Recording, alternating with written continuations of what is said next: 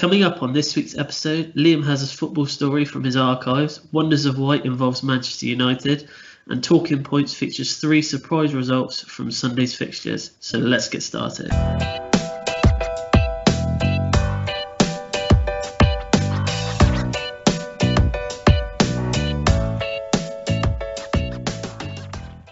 Hello and welcome to episode 4 of View from the Sideline podcast. It's Chris here and Liam is here. Hello Liam. Good evening, Chris. How you doing? I'm okay, mate. I can imagine you're rather like a Cheshire cat at the moment, or it's taken some sort of 2 days. or taking some sort of substance on Saturday night, and you just were in a dreamland for 24 hours. Because I still don't believe it happened. I mean, we'll come on to it, but I just still don't believe it happened. Yeah, I don't think anyone believes it happened. So we've got some shock scores in Talking Points this week. So we'll get started. And Liam, I believe you've got a quiz for me this week. Yeah, so I'll ask you questions at the end, but I thought basically because the Champions League got drawn last week, I'm going to do a bit of a Champions League special. Okay. So at the end, I'm just going to give you 5 questions, best out of 5, to see how well you can do. So I've really got no bragging rights over you this week, because obviously where Villa are in the league, I'll just say, are Villa mentioned in your Champions League quiz? They're not. I'll just they get that could one. Because, we have won it. We have won it before. Yeah, I'll just get that one in because I feel that's probably the only dig I'm going to be able to make this week about Villa. So, we'll start there with Talking Points. Villa Park. Shock result. I've written shock result, and that's all I pretty much right. I did, Villa were fantastic. I don't think anyone can take that away from them. But Liverpool were absolutely woeful at the back, and when it was 1-0, they had 3 or 4 really good chances, which I thought on any other day they probably would have scored. But I'm just going to let you have your moment, I think, here, and you can talk us through how you were feeling and what you thought when you saw the goals just going in. Before I begin gloating and saying how brilliant we were, I thought it was probably a good idea to start with Liverpool, as most people, like you say, have seen this as a shock result, myself included. Defensively, like you say, terrible. I don't think I've ever seen any Klopp side defend as badly as that.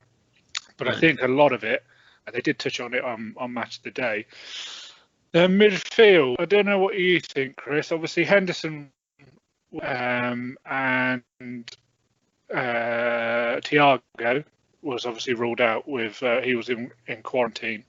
There was such a lack of mobility, and it gave us so much time on the ball. Liverpool, as you like, they've always got the press going on. That's how they win the ball back. They press you high up the pitch, don't give you any time to set, and normally, as we've seen so many times, it works for them brilliantly. And they are normally on the other end of a scoreline like this because they can quite easily get 5, 6, 7 goals in a game sometimes. Yeah. But the midfield just for me went totally missing. Van Dijk and Gomez both had poor games. Obviously, they made individual errors, but they needed a little bit of help, I think, from the middle of the park. We just absolutely ran the show. I mean, I've rated McGinn since we were in the Championship. I thought he's been excellent for us ever since he joined, and we obviously know what Villa fans think about Grealish. But to absolutely boss a game against the champions like they did, no possession stats on everything. We hardly ever, every time we got it, we were looking at going forward. It was like one pass and we were in, which is great from our point of view. I mean, to score 7 goals in any was unbelievable. And like you say, they had their chances at 1-0. And I actually, when we got the second goal, I was still a little bit nervous because obviously then Salah goes and gets one back, and I thought, oh God, here we go again, because this happened against Liverpool last year. We were ahead, and then in the last minute they came back and won the game. And I thought it was going to be another one of those, and then it seemed like the third goal went in, and just every Liverpool head dropped. And Yeah. I've not seen them do that before. I mean, I don't know whether you watched the game. I swore that I wasn't going to watch it, but as soon as we scored our first goal, I thought, yeah, Straight well, on. I'll give it a Yeah. go. And I'm so glad I did. But yeah, we were absolutely phenomenal all over the pitch. I think our transfer settled in very well.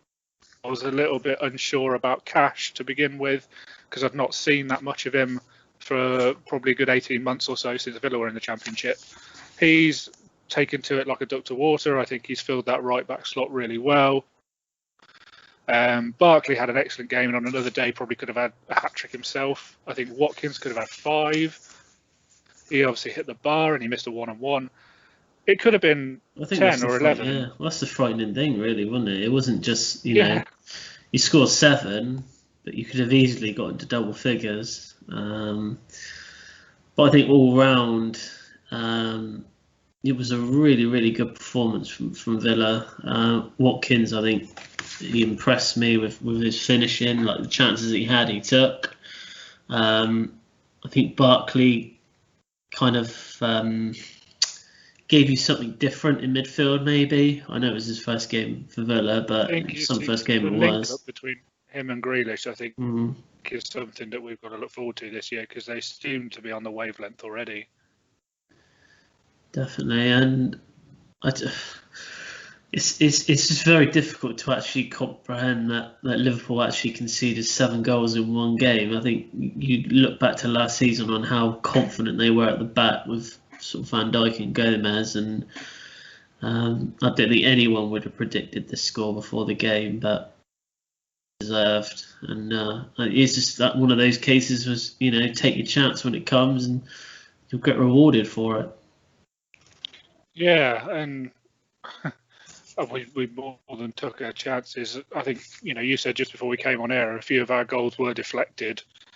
And yes, they were. We did get a bit lucky on a couple of them. I think McGinn's volley, I don't know whether it's going in or it's on target, but big deflection on that one. And the Grealish's first goal, there's a big deflection on that one. But I think even if you don't include them, it's still 5-2. So, yeah, exactly. So yeah, you know, it's not like that didn't win us the game, but yeah, it certainly did help. I was so pleased with the way we played, and we looked, you know, confident. That it's not a confidence that I've seen in a Villa squad for a long time. So long may it continue. I just briefly, just before we go on to the next bit, the goalkeeper Adrian come under a lot of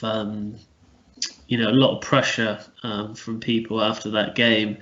I know he made the mistake for the first one, but I did think for the majority of the goals that went in, there's not really a huge amount he could have done. No.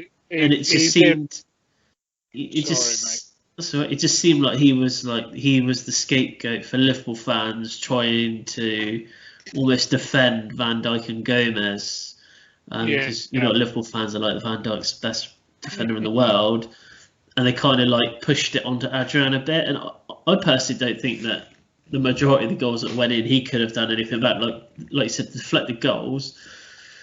There's not a lot you can really do. All right, the first goal was a huge mistake on his part. I mean, but he's rusty, isn't he? He hasn't played for a while. But yeah, one individual error for the first goal, but the rest, it's hard to blame him. Yeah. I just thought for me, it just seemed like they were using him as like the scapegoat to put it on him rather than their more senior players, should we say? But Firmino was awful as well. I'll just put that in there. And at the start of the game as well, I've got a lot of friends who are Liverpool fans, and but at the start of the game, I was saying, like, he always has a good game against us. He might not always score, but I've always rated him, and I do love watching him play. He's not a natural goal scorer, but the work rate he puts in and the things he does, he reminds me of almost like a Dennis Bergkamp, where it's a lot goes through him, even if he doesn't get the glory. and he just didn't turn up. He's just, No. I think I heard his name mentioned once, and that was it. But yeah, very strange one. It'll be interesting to see how Liverpool bounce back from that. We'll see. But we'll move on to the second we have? strange game. The Man United Tottenham game. There was a few incidents in here that we could talk about. First off, well played to Tottenham. A fantastic game. But unfortunately, it's Man United that we're actually probably going to talk about here. The first one is the sending off for Martial, which is probably one of the weakest sending offs I've seen for a while, especially for it to go to VAR. VAR say that it's a sending off. I thought he was particularly unlucky, or if he's going to send one off, I think you have to send the other off as well. Because Lamela definitely... You've got to do the same. Yeah, it just seemed like it was a very one-sided decision. And you have to say, like, the sending off, it changes the game. I know Tottenham were pretty much on top of it, but Man United have to play the rest of the game with 10 players.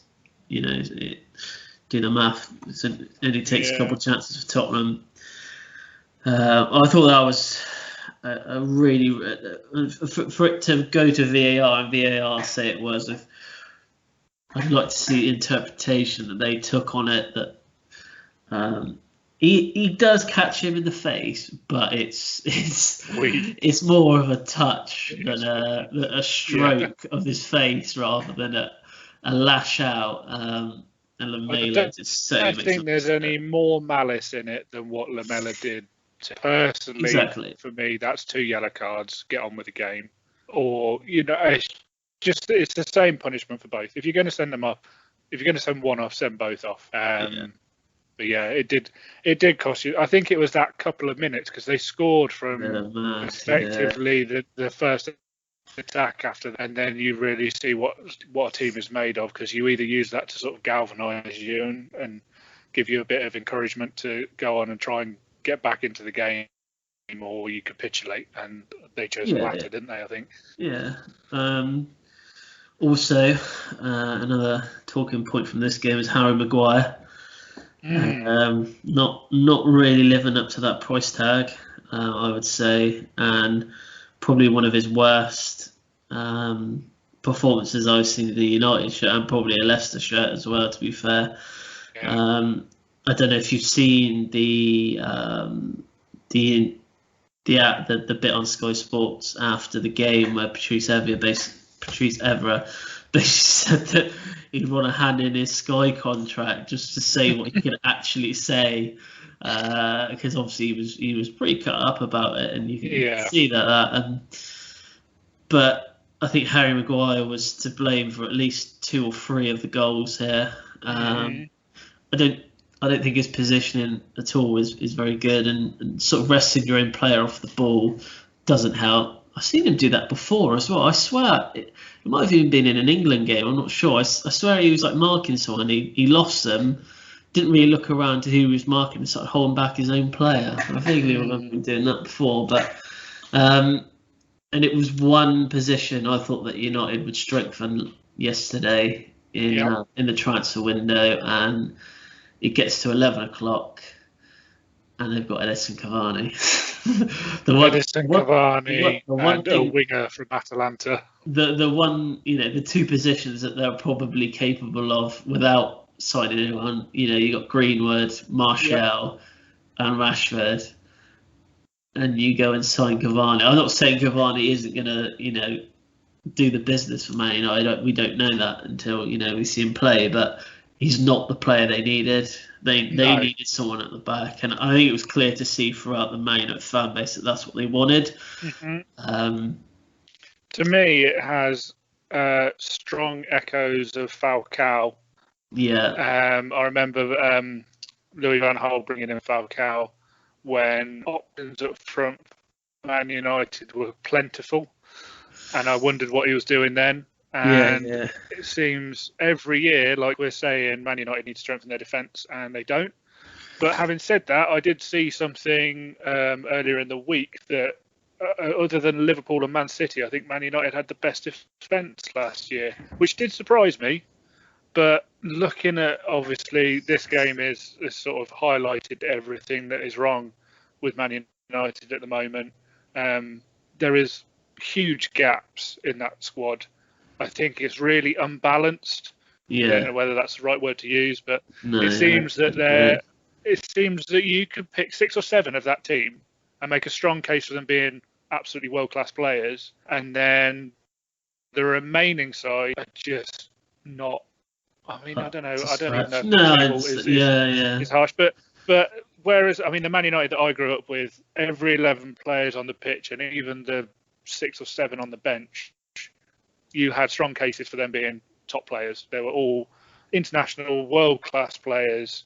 They could all come in and do a job, whatever the system that Fergie wanted to play. And now I look at the score at half time. I think was it 2-1 at half time or 3-1 at half time? Oh, no, it was 4, wasn't it? I think it was 4 by then. Yeah. And he brought on Fred and McTominay. And I'm thinking, if that was Fergie, I mean, it didn't. It just the lack of depth is quite worrying for you. Obviously, they don't have that up front, but Bruno Fernandes is meant to be one of your best players at half time with bringing on Fred and McTominay. Just if I was in that Spurs team and we're 4-1 up at half time and I saw those changes being made, I think, right, how many can we get? It's going to be easy for the second half. But credit to Spurs. They did what they had to do. They played well and they took their chances. They looked very dangerous going forward. I'm still not convinced with their defence or midfield. I think Højbjerg played well, and they did highlight him. And a lot of people said how well he played, and he did play well in this game. I'm still not overly convinced though, but he's turning me round gradually.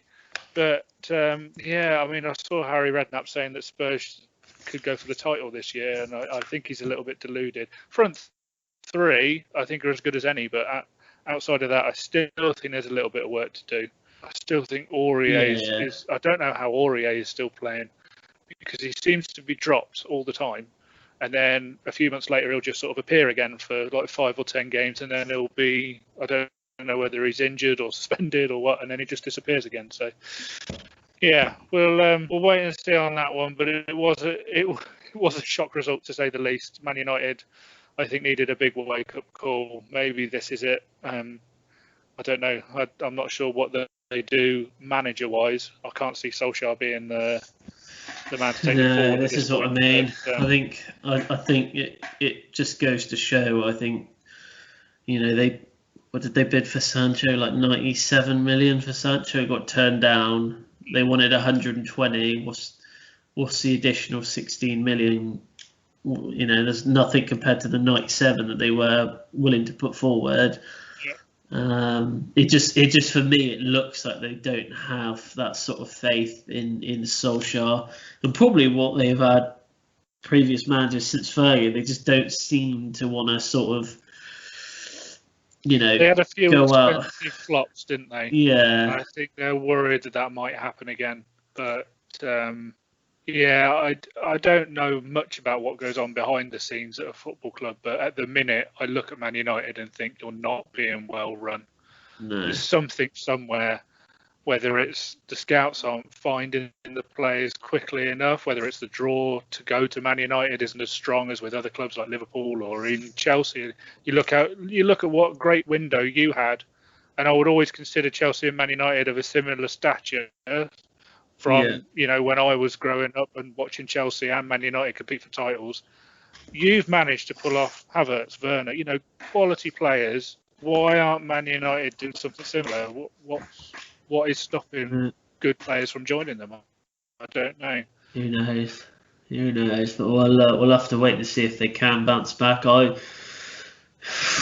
think they will, but I think they're like 16th in the table at the moment. So. But it's early days, so we'll wait and see. But we'll move on to, I guess, what was the first sort of shock of Sunday. They have to call it like Shock Sunday or something, give it a name. It was the Leicester West Ham game. obviously from a Leicester point of view, you go from beating Man City quite comfortably to losing to West Ham quite comfortably. So a very, very strange result. And considering West Ham aren't the most consistent team that you watch, you know, I think this game just goes to prove that, you know, you don't need all the possession to win games. I think Leicester had something like 71% possession and didn't have a shot on target in the whole game.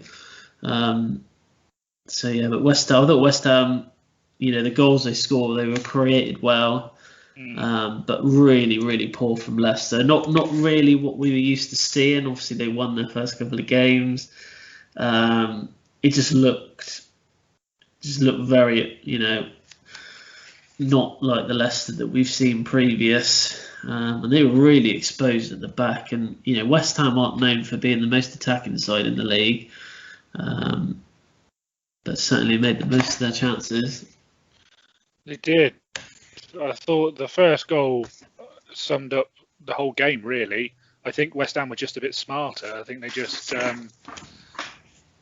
I say use the dirty side of the game. I don't mean that as in they were rough. It was the niggly little things that I just think they got right. You know, the first goal, it was a Leicester attack.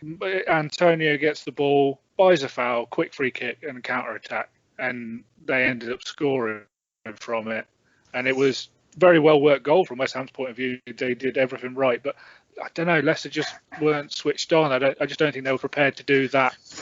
You know, to stand in front of the ball, take that yellow card, block that free kick, you know, that kind of thing. Yeah. And I just think West Ham were a lot smarter, and Leicester, I think, maybe a bit complacent after beating Man City last week. That's what I thought. And we did speak about them last week. Everything they did right against Man City, they got wrong against West Ham. Yeah, but credit to West Ham. They played really well. I did manage to watch the game. I thought it's the best game that Fornals has had in a West Ham shirt. I mean, the touch for his goal was phenomenal. It's come down with snow on it, and he still managed to control it into his path. It was great, and thoroughly deserved. And it did point holes in Leicester's defence. And as Villa are playing them next, I expect no less than 9 goals. 10, 11. Yeah, I want double figures. I don't know where Leicester go from here. Really, I think the international breaks come at a good time. I think you hit the nail on the head there. They just looked very, very complacent, Leicester. And I think they almost were a bit, should we say, overconfident that they probably could produce the same sort of, you know, result as they did against Man City. But like you said, like Fornals, like you say, he had a great game. He hasn't really shone, should we say, in a West Ham shirt. I think there was a lot, a lot riding on him last season, and he didn't really have the best of games when I did see them live. But yeah, I thought overall, and Antonio as well. What do you think about him for the England squad? I know it's too late for this round. But... I was just literally about to say, like, yeah, I think he deserves a chance. I think if you go on form, I think he has to come in, and you know, you've got to feel sorry for Danny Ings, because I think the Euros would have been probably his spot would have been at the Euros. Obviously, we wouldn't have had Kane, and we wouldn't have had Rashford either. So, I think for him, it's unless Ings can recreate the sort of scoring he had last season, this season. I don't think. But if you were looking to bring like that sort of third, fourth striker in, I think Antonio's definitely got to be up there. I remember Antonio 3 or 4 seasons ago playing right back, and then right wing, and now he's playing striker. It's he's very versatile, so he doesn't have to stick to that one position, but certainly knows where the net is, and he's had a good season. I think they need to keep him fit. I think if they are not going to struggle this season, it's probably going to be the goals that come from him that probably keep them out of that sort of relegation area. I think we've got a good depth in that area of English form strikers at the moment. With obviously Calvert-Lewin, Ings is having a good season last year, and continuing on this year. I know he's already scored. And then obviously the usual suspects with Kane and Rashford. It's a good time to be an English striker in a way, but you're for someone like Antonio to score as many as he has and not get a chance, you can also argue that maybe it's not a good time. But I was very impressed by him. Just quickly, just lastly before we move on, Everton's transfer window, I think, has probably been the best in the Premier League. I'm not sure if it's if not the best, second best at least. I think the players that they bought in were players that they actually needed. They needed those players to feed Calvert-Lewin, because you're actually seeing him score goals week in, week out now, and they're getting he's getting service from Rodriguez. James just seems phenomenal at the moment. He seems to be doing everything right in that Everton shirt. So, not saying they're going to finish top 6, but I think they're going to be very close this season. I think they've definitely bought well in this window. They've bought Godfrey now as well, just to complete that. The defense. Did you see Moise Keane's gone? He's gone out on loan. Oh, I didn't know he'd gone out on loan. I didn't know he'd scored. I can't remember where he's gone, but he's gone out on loan. So, I just wanted to quickly say that, because I thought I know Chelsea have bought in some very good players, but I thought Everton have definitely bought in the right positions that they needed to buy in. I think they've done well there.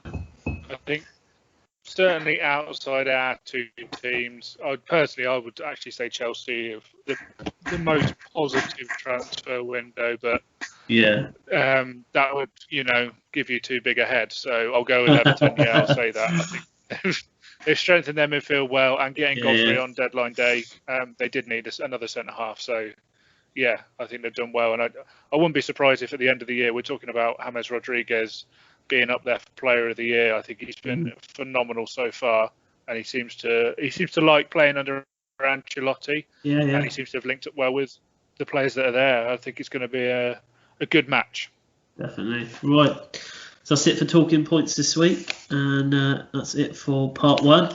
In part 2, Liam will have a story. We've got Wonders of White.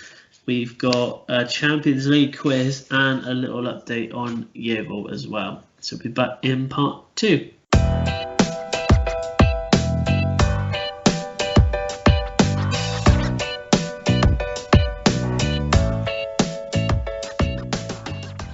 Hello and welcome back to part 2 of episode 4 of View from the Sideline podcast.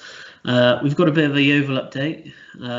The National League season started again, kicked off on Saturday. Yeovil were on BT Sports, so people, I believe you did watch some of the game, Liam. I did watch the game, it was very entertaining in the second half, I will say that, even if it wasn't the right result. Yeah, so they ended up drawing 2-2, took the lead twice, but couldn't quite get the win. And they're actually playing Wealdstone tonight as well, as we record this.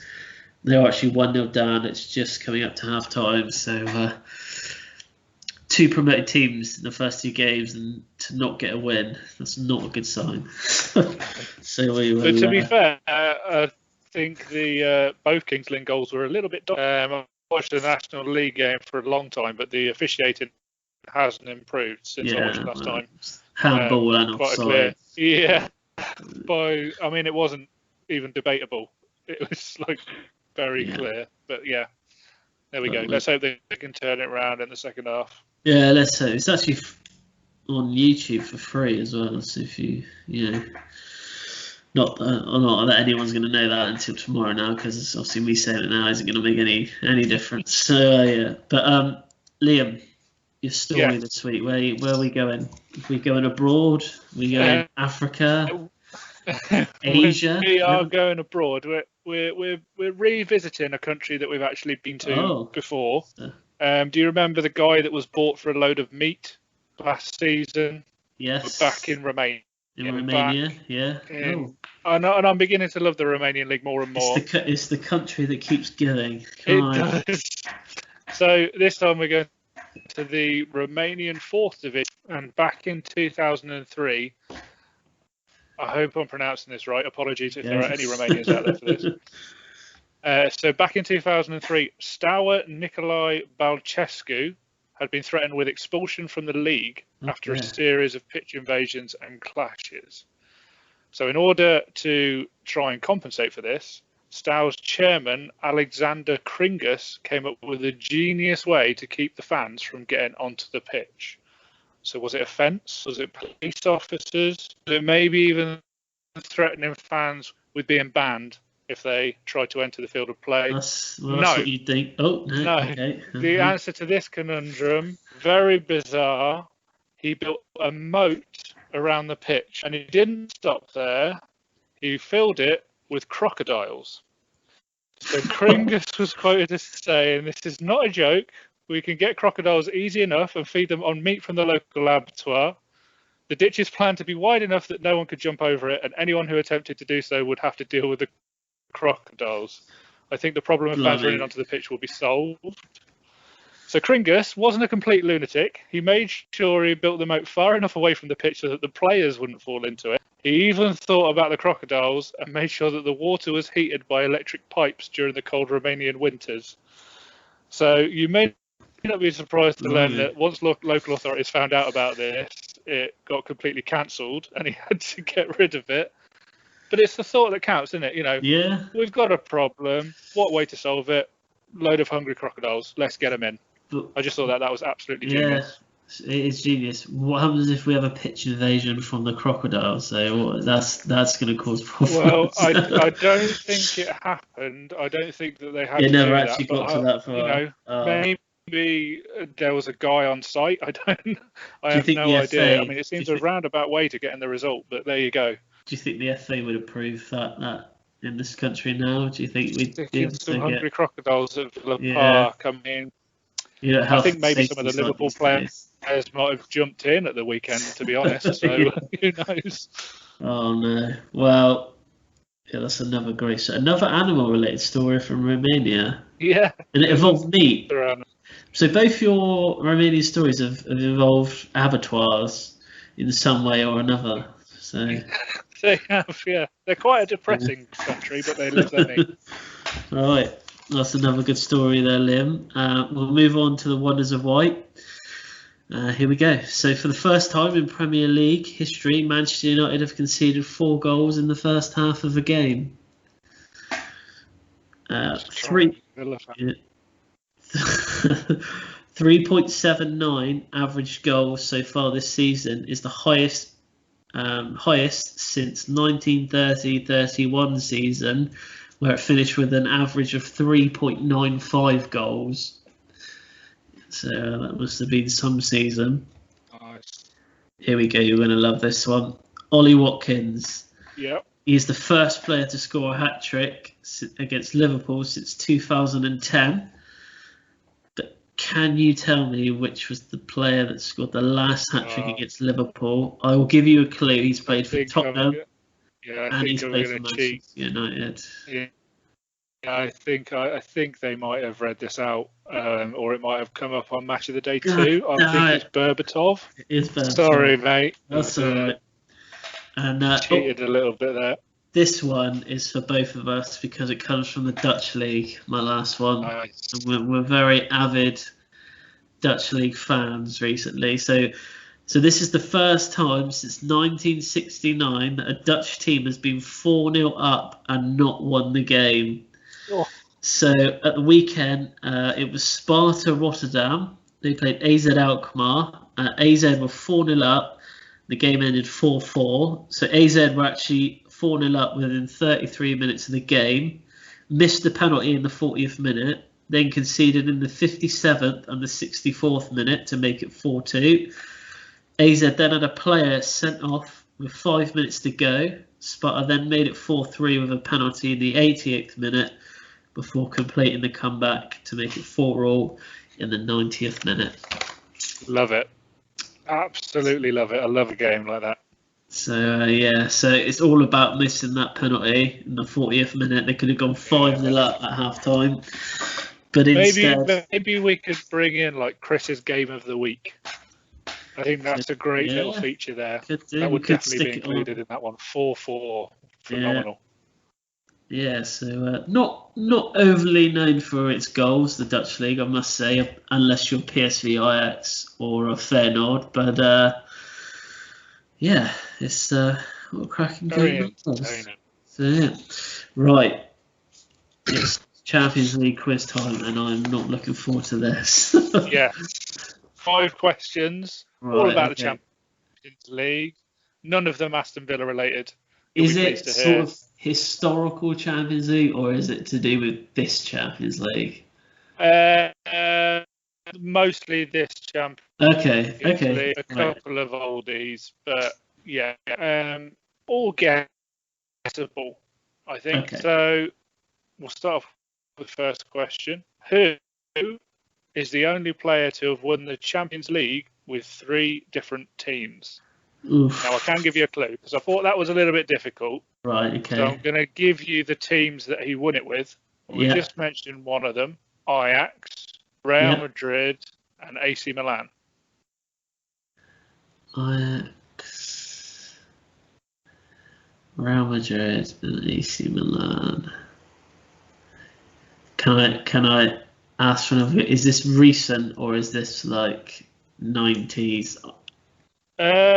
He has retired now, Okay. but he was probably still playing 10 years ago, I would say.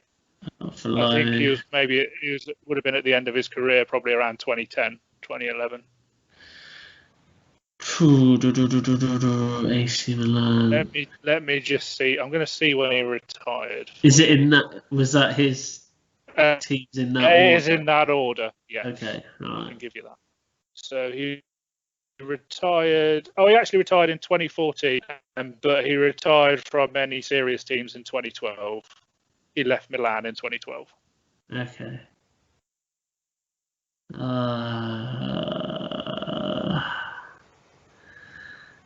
My head's gone, mate. I think if it's Ajax first,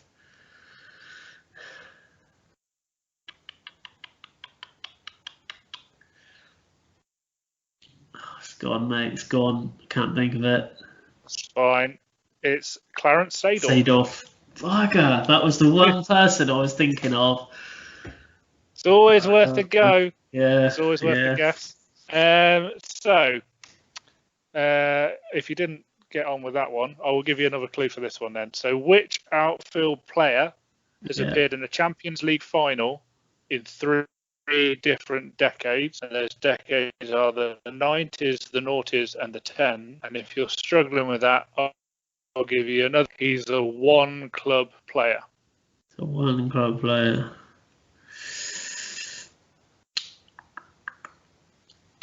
Maldini.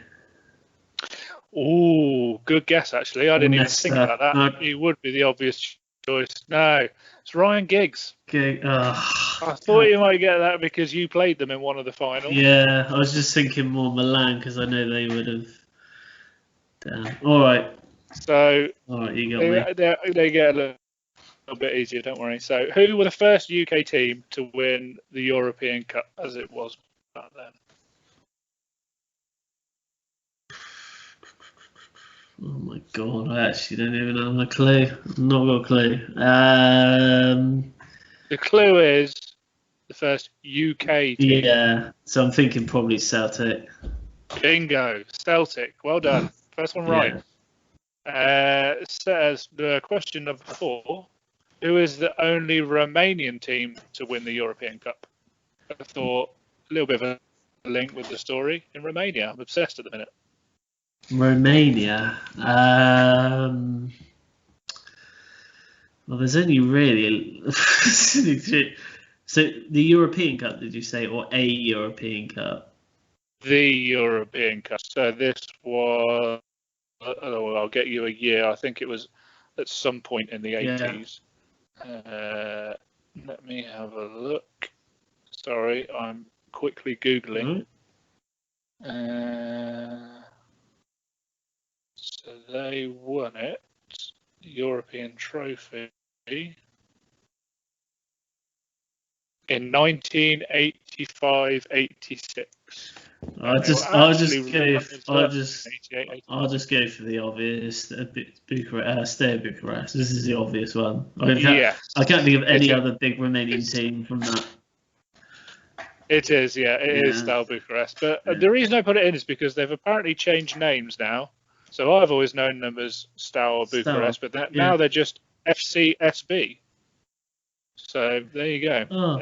I actually did know that. I did know that because I saw it on Football Manager. There we go. Everything we learn from Football Manager. Yeah. So that's 2 questions right out of 4. So this one to give yourself above average. So you'll be pleased to know this is multiple choice.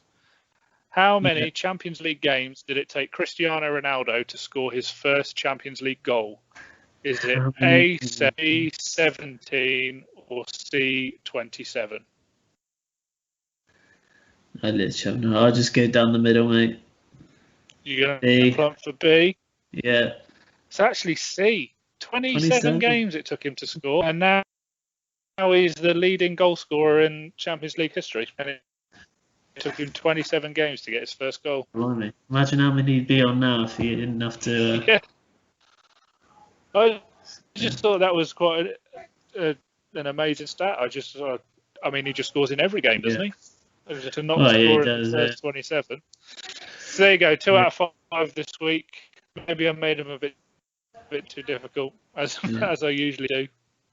But well done. That's all right. I'm pretty happy with that. So yeah, right. Anything else, mate? 7-2, Chris.